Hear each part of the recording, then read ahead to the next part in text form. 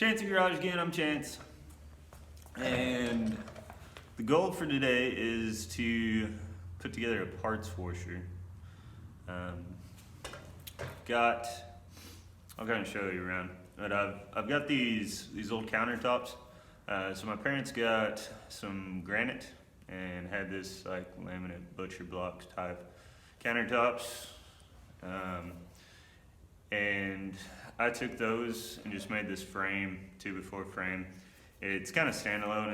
It's screwed to where it's tied to the frame of the shop, but you can take that loose and take it with you if we end up going somewhere else. But with that, I had a hole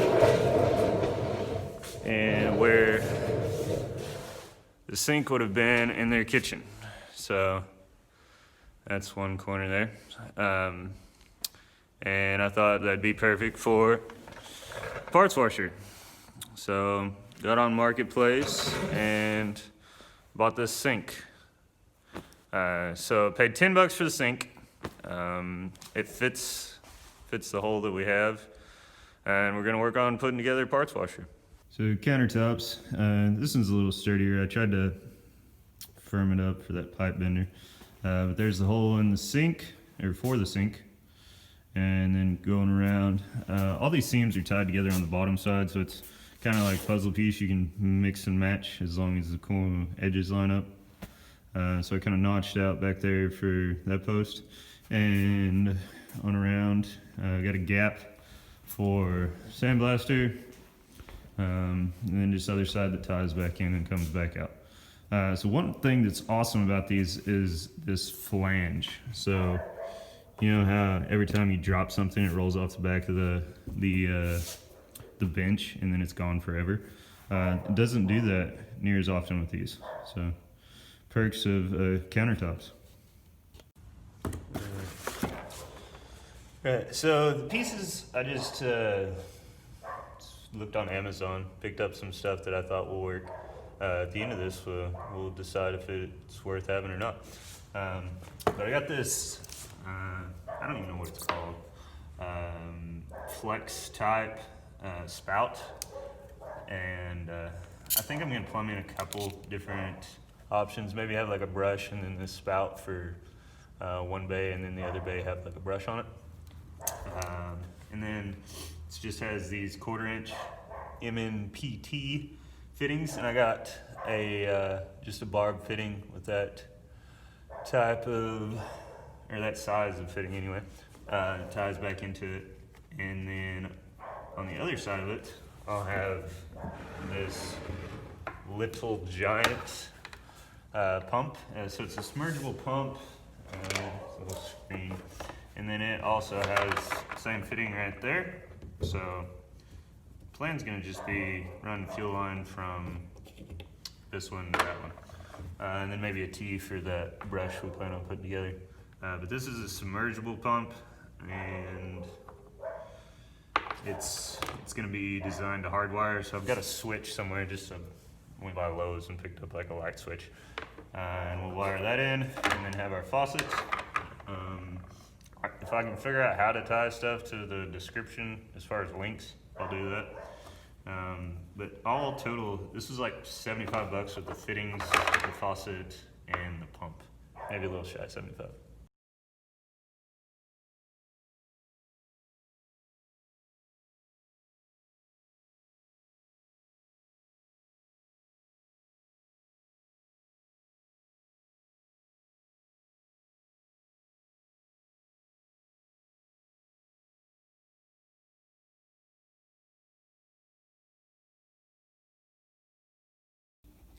All right, explaining the time lapse.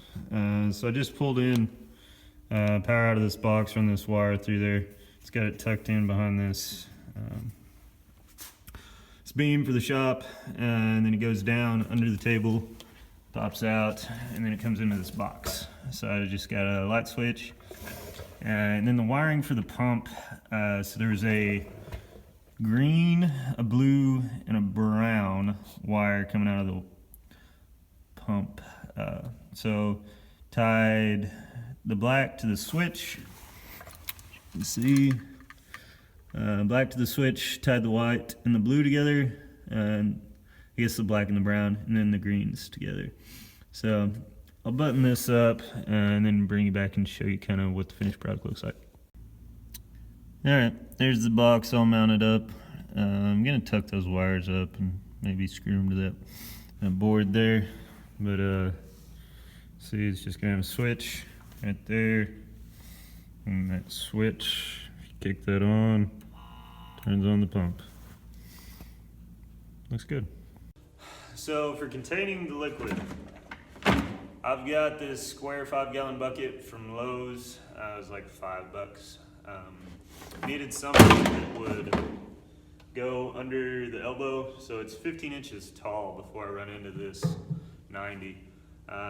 This one is low enough to clear it. Round 5-gallon wouldn't do it. I took it and cut a couple holes. This is going to be the return. And then this slot back here, I'll run the hose for my outfeed and then also the power wire through, so I can just tuck those out the back, run them up to the faucet. So just kind of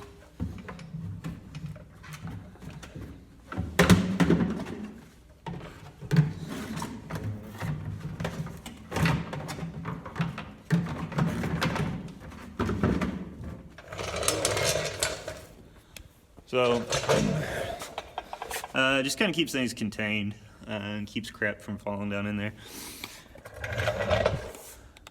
So we'll see if that's going to be enough volume to keep up with the pump and what we've got going.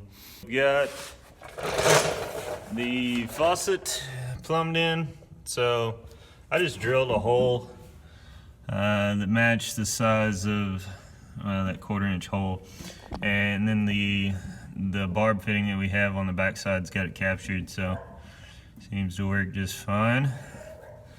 Let's see, on the bottom side, just have the lid on it. Our wires are just kind of dangling for right now until we decide if we got to change anything.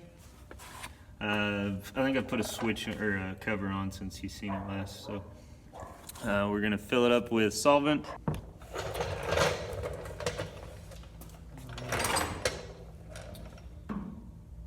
Full of fluid or solvent. I've not kicked the pump on yet. I'm a little worried it's going to have way too much pressure.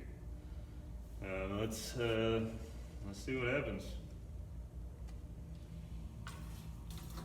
Oh no.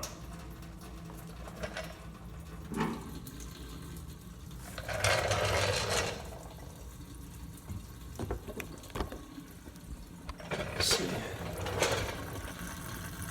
Not bad at all. Maybe a little aggressive. It may splatter a little.